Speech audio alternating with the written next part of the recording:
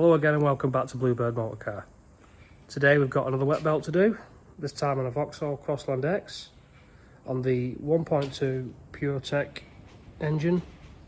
This engine's in a lot of other vehicles. It's in the Corsas, the new shape Corsas, it's in the Grandlands, it's in many Peugeot and Citroen models.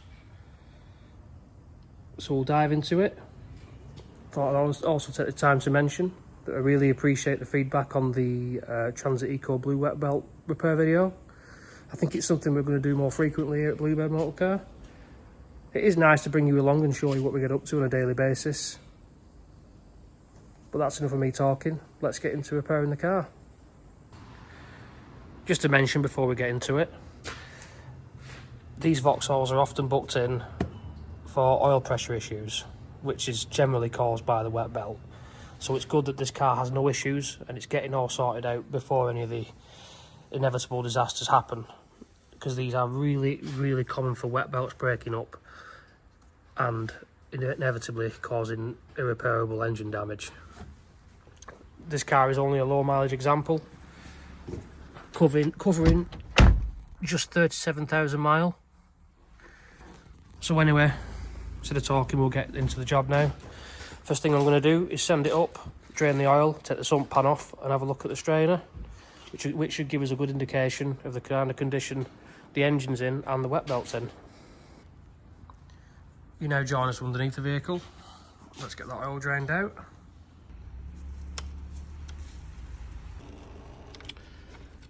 These sump plugs are so annoying because the moment you crack them off, they leak out and they go all over your hand.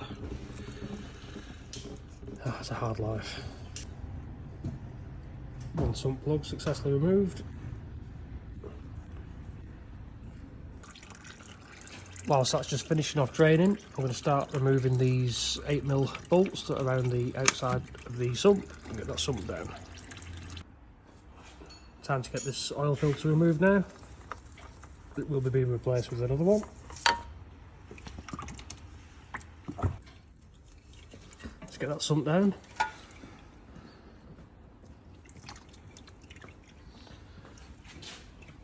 And if you have the first look in the strainer with us, oh my word.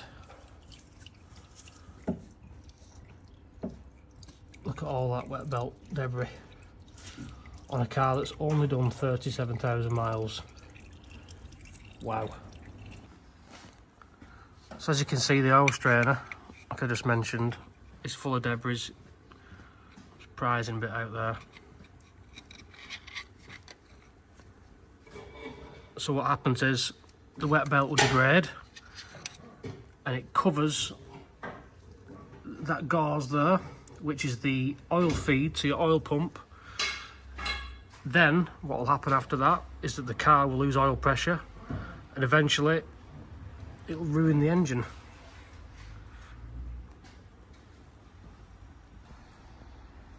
So we've now brought the vehicle down a touch, left that drip pan there so the rest of the oil will drip out the bottom of the engine.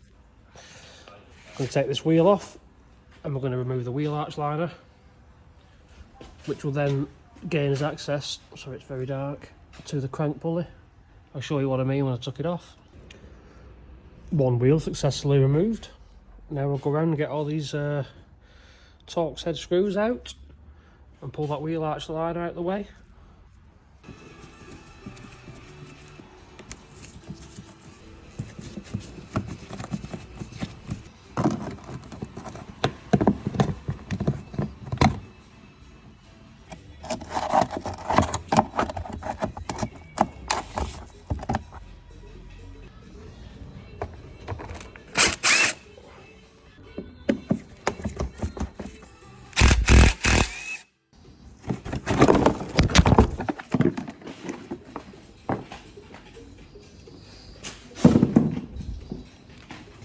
And now we have access to the crank pulley, which is absolutely huge on these.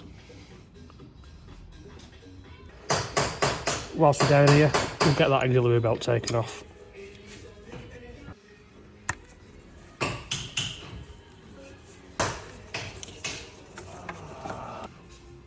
It's removal time for the crank pulley.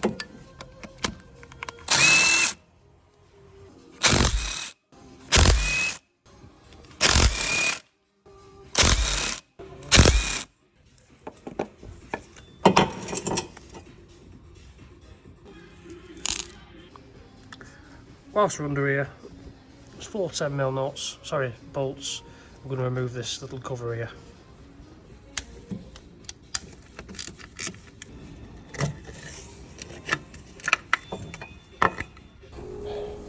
With everything took off on the underside, it's now under bonnet time.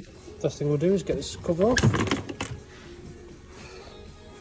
First thing to tackle under here is we're going to remove this pipe work.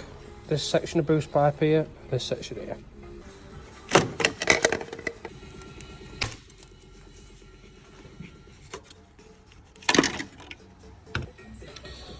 Boost pipe's off, it's now time to tackle spark plugs, fuel rail, airbox, and eventually rocker cover. So I'm going to get into it and I'll come back to you when I've got it all removed.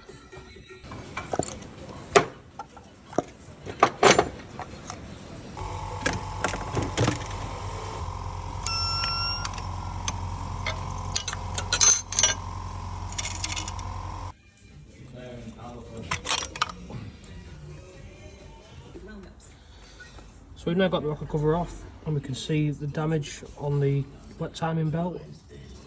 It's quite hard to tell. It'd be easy to show you when the wet belt has been taken off the vehicle, but it is all cracked, really heavily warm. So that's all the cam box now off.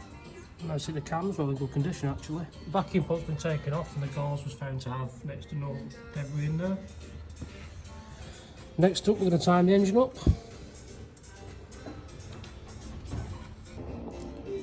I've just sent the vehicle back up to time the engine up. The locking tool for the crankshaft is just on the gearbox on these.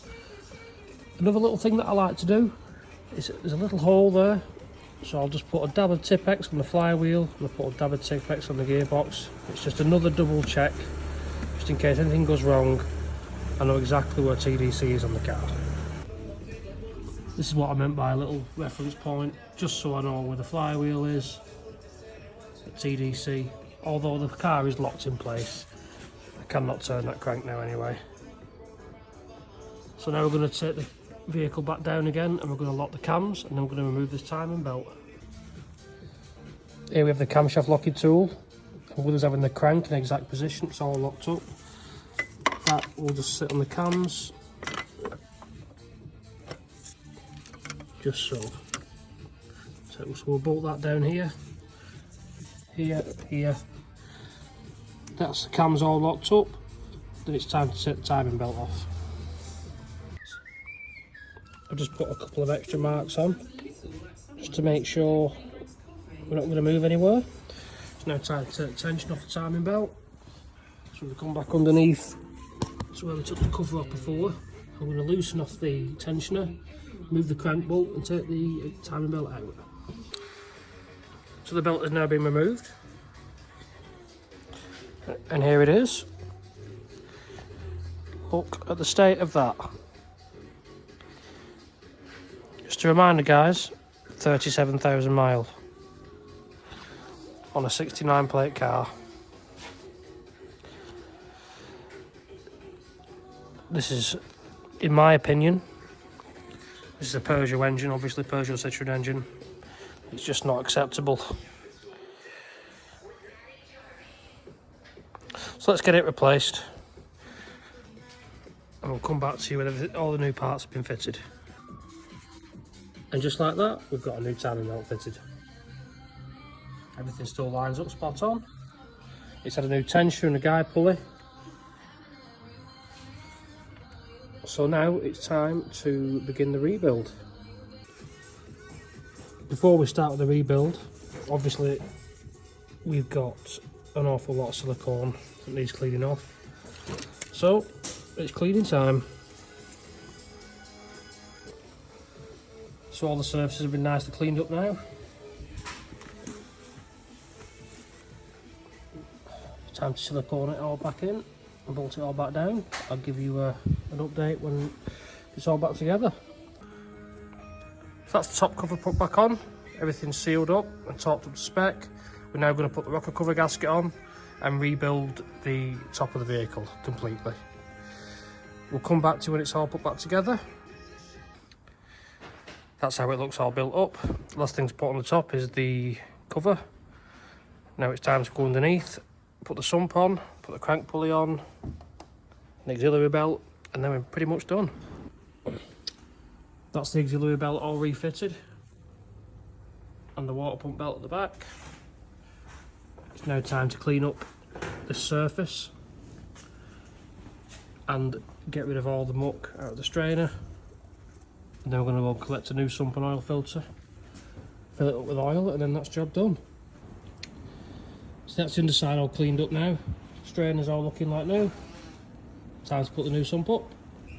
So that's the car all built back up now. Let's give it a try.